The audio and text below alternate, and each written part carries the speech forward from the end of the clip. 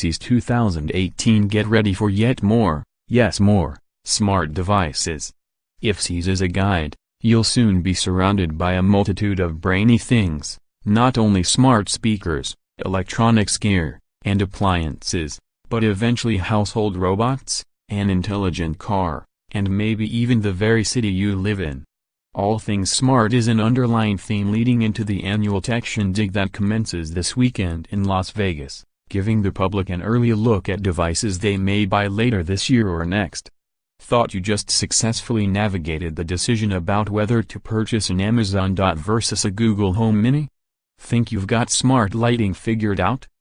It's about to get a lot more complicated.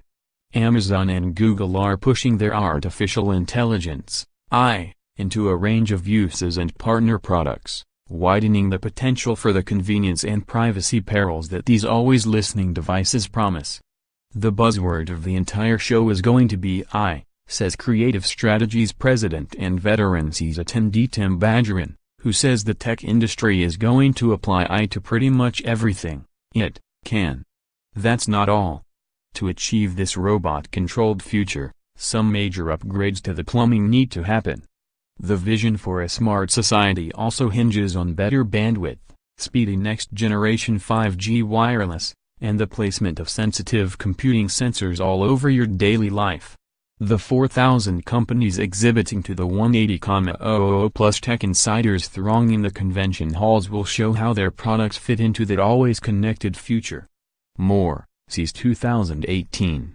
Your guide to the biggest consumer electronics show. More, follow USA Today's complete CES 2018 coverage. The 2018 show will be dominated by the usual suspects, industry stalwarts such as Samsung, Sony, LG and Panasonic.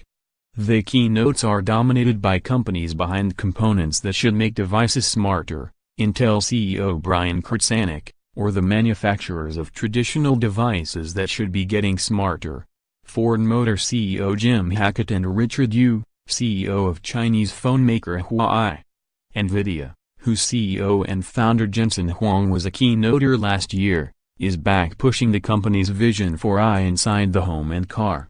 But Amazon and Google will also have a major presence in Las Vegas, given their respective push to spread the AI-infused Alexa and Google Assistant voice interfaces into more places.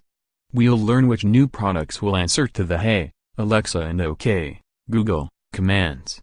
The software giants that have long kept a low profile at the show had to come as they expand their reach into hardware. Because make no mistake, CES is still all about products, everything from wall-sized televisions and self-driving cars to drones, laptops, and household appliances. Scores of smaller and sometimes off-the-wheel gadgets will also be on display. And as always, you'll see robots. For example, LG plans to add 3 new Chloe-branded robots for commercial use in airports, hotels, and supermarkets, say to help deliver luggage to a waiting vehicle. Augmented reality, in which digital characters and objects invade your real-world surroundings, will likely be much bigger deal than virtual reality products, and we'll see this Pokémon Go experience show up in more games and e-commerce applications. Companies, often privately funded, will show off the weird and wacky, adding technology to products you didn't think was needed.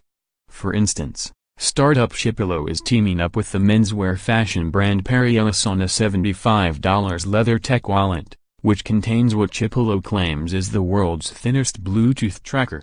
It will sound a 95 decibel ring to help a user locate a missing wallet, provided it's within 200 feet of the user.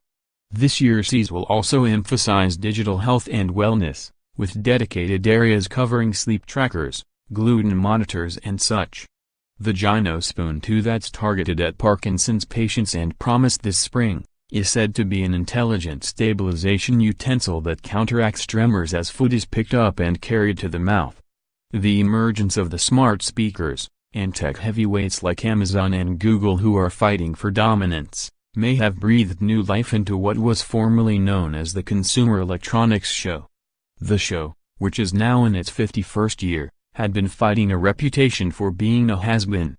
You'd be hard-pressed to name the last blockbuster product to be hatched there, a difference from CES' heyday, when it was an early showcase for VCRs, DVRs, and HD TVs but has been more iterative of late. But CES is reflective of where the tech industry, and by proxy, all of us, are going, and if you need a concrete example of a product you're using that had its origins there, look no further than the snazzy 4K TV anchoring your home theater. Speaking of which, now that you've finally embraced 4K, do you really want to consider the prospects for the 8K displays that some TV makers will preview next week? Don't fret, commercial 8K is still a ways off.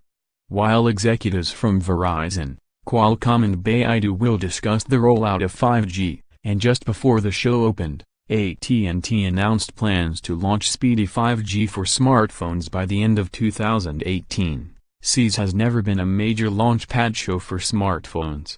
Phones aren't completely off the radar though. Huawei's Yu is expected to unveil a new smartphone during his keynote talk.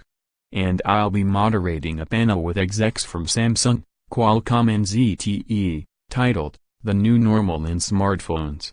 One person who won't be speaking is the FCC chairman Ajit Pai, who cancelled a previously scheduled appearance only days ahead of the event and a month after the controversial rollback of net neutrality regulations.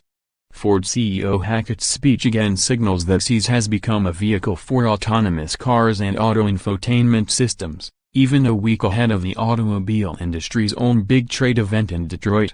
New to CES this year is a section devoted to smart cities. Over the coming decade, companies will work to alleviate traffic and urban congestion and reduce pollution. While there's no firm definition of what makes a city smart, it is apparent that innovations in 5G wireless broadband, AI, robotics and self-driving cars will all play an important role. Steve Koenig of the CTA says that about $15 billion was invested in smart cities in 2015, a figure that could reach $34 to $35 billion by 2020. Email, ebay@usatoday.com, follow USA Today personal tech column